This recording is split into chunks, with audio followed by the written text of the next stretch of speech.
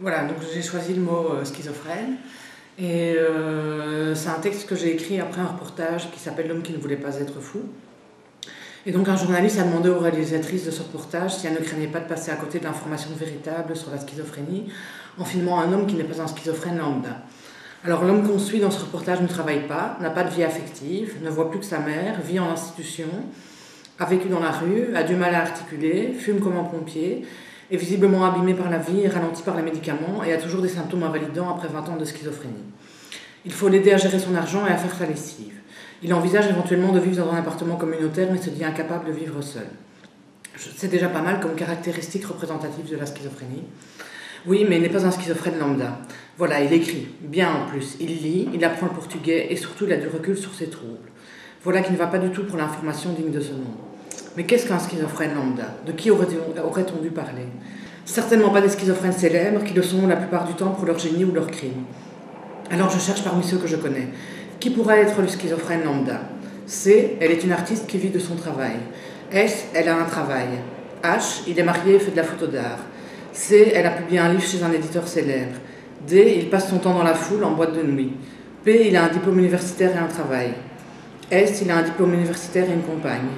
J, lui ne reconnaît pas sa maladie, mais est sociable, charmant, et on ne peut rien deviner en le voyant. Il a aussi une carrière dans le cinéma et à la télévision. C, elle peint et expose. A, il peint et expose. V, elle travaille dans le social. Cette jeune fille à qui j'ai conseillé des livres à la librairie, elle anime un groupe d'entraide. Je ne vois aucun schizophrène lambda dans tous ceux que j'ai croisés. Mais sans doute le schizophrène lambda n'existe que dans les yeux extérieurs. Le schizophrène lambda serait celui qui répondrait bêtement aux questions idiotes qu'on lui pose, parce que forcément il faut s'adapter à son niveau quand on lui parle. Mais cet homme dans le reportage, quand l'infirmière lui pose une question aussi idiote que « Est-ce que ça te pèse de faire ta lessive ou est-ce que ça te rend heureux ?» il répond de façon tout à fait logique « Peut-on être heureux en faisant une lessive ?» Alors il n'est pas lambda, et moi non plus, et les autres non plus. Voilà. Alors j'ai choisi le mot média pour parler en fait de la représentation sociale de la schizophrénie dans notre culture et la représentation contemporaine de ce mot-là. Alors c'est vrai que ce qui vient tout de suite à l'esprit dans la représentation de la schizophrénie dans les médias, que ce soit les médias de presse ou les médias de divertissement comme le cinéma, c'est ce qui vient à l'esprit, c'est la personne dédoublée, le dédoublement de la personnalité, Jekyll et Hyde, etc. Avec des éléments aussi de violence, d'imprévisibilité, des personnages de psychopathes, etc. Donc ça donne une représentation de la schizophrénie en fait qui est très décalée par rapport à la description clinique d'une entité qui s'appellerait schizophrénie. Donc beaucoup disent que cette représentation duelle de personnalités multiples, d'ambivalence, pourrait concourir à la stigmatisation de la pathologie schizophrénie. Il y a aussi une autre dimension qui est reprochée plus récemment aux médias, c'est d'utiliser le terme schizophrénie dans un sens métaphorique, comme un synonyme d'ambivalence, d'ambiguïté, ou de quelqu'un qui voudrait cacher en fait ses intentions. Voilà. Donc on se rend compte en fait que dans les médias plutôt de presse écrite et autres, il y a eu une augmentation en fait de l'utilisation du mot schizophrénie dans un sens métaphorique dans les dernières années. Et en fait, ça s'applique à tous les domaines, toutes les thématiques, c'est-à-dire à la schizophrénie au niveau du football, au niveau de l'économie, au niveau des gilets jaunes, etc. On se rend compte que c'est un mot vraiment très, très utile aux journalistes pour décrire une situation d'ambivalence ou de dualité. Donc il y a un peu ces deux critiques qui sont faites aux médias et donc des recommandations qui pourraient être faites en disant peut-être que pour faire évoluer la stigmatisation de la schizophrénie, il faudrait apprendre aux journalistes que non, ce n'est pas une personnalité duelle et arrêter d'utiliser le mot schizophrénie dans un sens métaphorique. Alors moi je pense qu'on touche là à un cœur de paradoxe de communication puisque étymologiquement, le mot schizophrénie veut dire esprit fendu, donc esprit divisé. Donc l'utilisation métaphorique de ce mot est conforme à l'étymologie, et la représentation de ce mot par une personne bivalente, disons, est aussi conforme à l'étymologie. Donc on est vraiment face à un paradoxe de communication, et on peut se demander si finalement pour diminuer les stigmates de la schizophrénie qui seraient portés par les médias, il ne faudrait pas en fait laisser l'usage métaphorique du terme schizophrénie aux médias, et peut-être réfléchir du côté de la clinique à une autre façon de nommer certains troubles qui actuellement sont rangés sous le vocable schizophrénie. J'ai choisi le terme de psychopathologie. Je me suis intéressé à travers les archives de la clinique des maladies mentales et de l'encéphale à Sainte-Anne à l'arrivée de ce terme de schizophrénie dans les observations, traduisant un maniement par les cliniciens de cette théorisation qui venait de Suisse. Le terme qu'a choisi Bleuler est un néologisme tiré du grec, et il justifie la création de ce terme par 3 points. D'une part, pour se séparer d'un pronostic trop défavorable qui était attaché au terme de démence précoce. Ensuite, en voulant définir un qualificatif qui puisse d'emblée s'attacher à l'être du patient, schizophrène plutôt que être schizophrène plutôt que avoir une schizophrénie. Et enfin, parce qu'il lui semblait important que dans le terme même de la maladie se trouve le trouble fondamental qui était celui de la scission, la dissociation des fonctions psychiques. Ce qu'on observe, c'est que son arrivée en France n'est pas séparable de l'introduction de la psychanalyse, et que d'emblée, alors que Freud avait plutôt appliqué la psychanalyse aux névroses, les cliniciens français vont s'attacher à employer la méthode psychanalytique à propos des patients psychotiques, en interprétant, en comprenant, en traduisant les images du délire à partir des mécanismes de condensation, de transformation, de déplacement qui étaient opératoires dans le rêve. On a donc un changement qui ne concerne pas simplement une nomination de la maladie ou du désordre mental, mais un changement aussi d'attitude pour ces cliniciens qui se mettent à investiguer le contenu des productions symptomatiques de leurs patients, à essayer de les comprendre, à mettre en valeur les dimensions affectives, biographiques dans l'élaboration des symptômes. C'est donc une dimension très importante qui va participer à transformer la relation thérapeutique. Elle est au départ réservée à une poignée de cliniciens dans cette clinique des maladies mentales universitaires, qui est un endroit privilégié à Paris, et elle va se diffuser ensuite très progressivement, surtout dans l'après-guerre. Mais ce qui est sensible, c'est que cette arrivée de la schizophrénie et de la méthode freudienne participe à une redéfinition de la psychiatrie comme une psychiatrie qui guérit, selon les termes d'Henri Claude, et qui se sépare de la position attentiste et passive de la clinique telle qu'elle était conçue jusqu'alors. J'ai choisi le mot diagnostic. Forcément, le diagnostic, ça fait débat. Il faut bien savoir qu'un diagnostic, il est là aussi pour aider. L'idée n'est pas de ne pas mettre les gens dans une case, de coller une étiquette. Parler du diagnostic, ça nous permet de communiquer avec la personne. Tout simplement, savoir si elle est d'accord, pas d'accord, si elle se retrouve dans les symptômes d'un diagnostic, si pour certains symptômes, elle ne se retrouve pas du tout. Et puis de savoir aussi comment elle veut qu'on en parle. Il y a plein de façons de nommer les choses. L'important, c'est de savoir comment la personne concernée veut la nommer. Pour créer cette relation, on n'utilise pas des mots dans lesquels la personne ne se retrouve pas. Du coup, une fois qu'on a un diagnostic, on a quelque chose qui nomme, qui met des mots dessus sur sur des envies, sur une souffrance de la personne, ça nous permet d'amener des outils aussi, qu'ils soient médicamenteux ou non.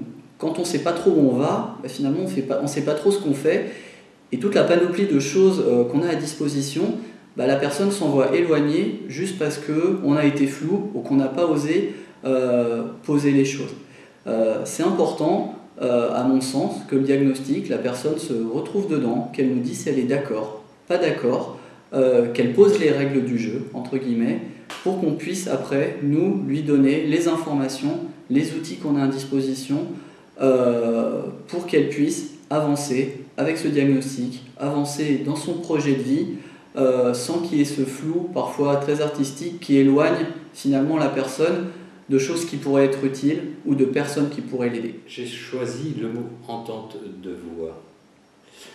C'est un mouvement, le réseau d'entente de voix ou Intervoices, qui est né dans les années 80, suite à une émission de télévision où on interviewait des personnes qui vivaient cette expérience différente d'entendre des voix. Un appel a été lancé aux téléspectateurs pour demander que des personnes qui vivraient éventuellement ces mêmes expériences appellent.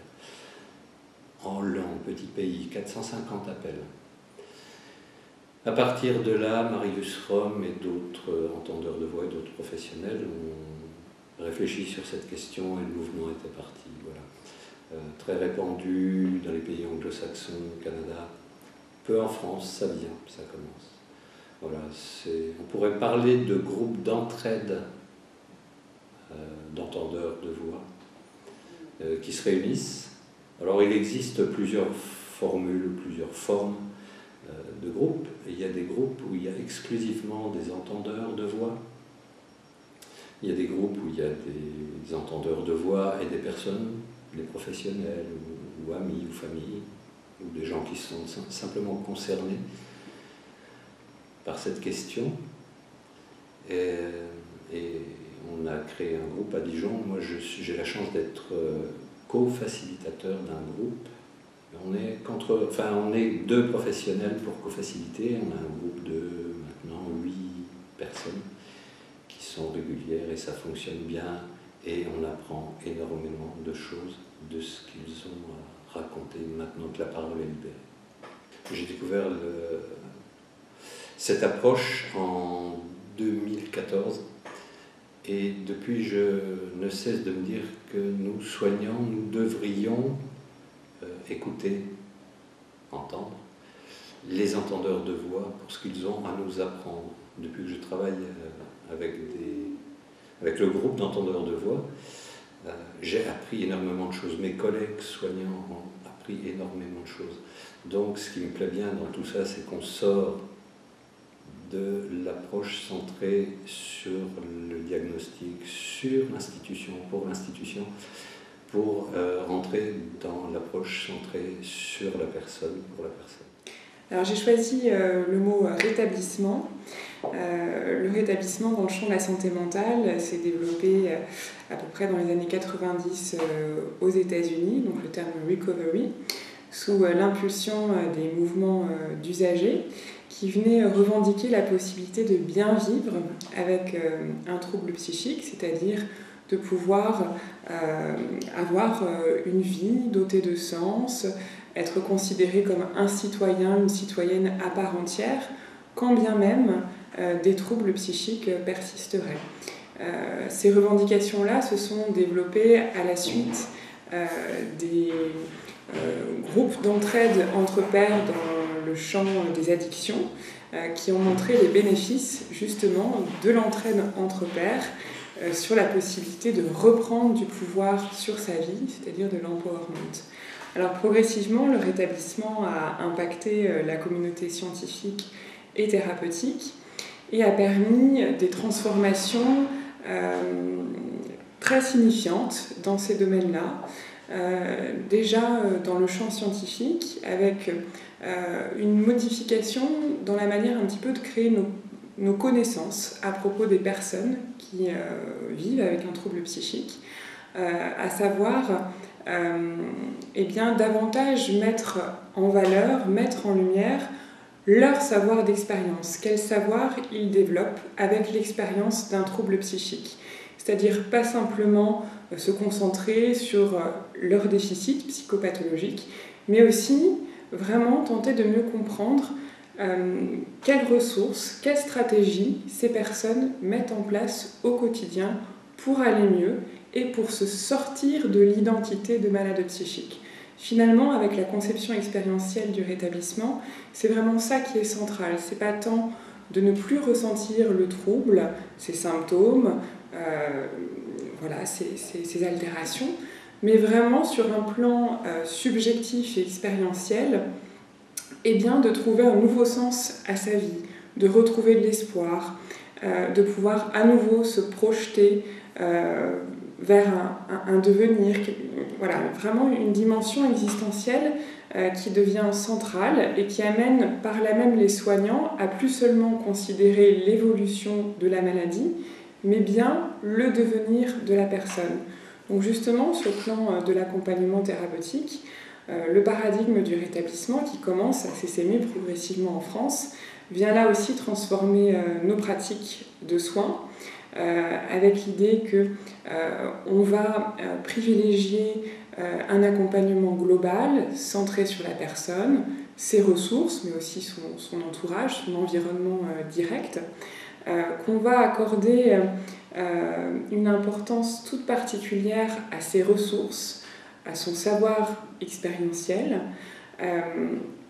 qu'on va favoriser l'entraide entre pairs, c'est-à-dire qu'on va très tôt tenter d'aider la personne à comprendre que la maladie psychique n'est pas une fatalité, ne s'assortit pas nécessairement d'un destin irrémédiablement sombre, et cela à travers l'identification avec d'autres personnes qui ont cheminé dans le rétablissement, atteintes de troubles psychiques, qui ont cheminé dans le rétablissement et qui vont pouvoir constituer des supports d'identification très, très positifs pour les patients.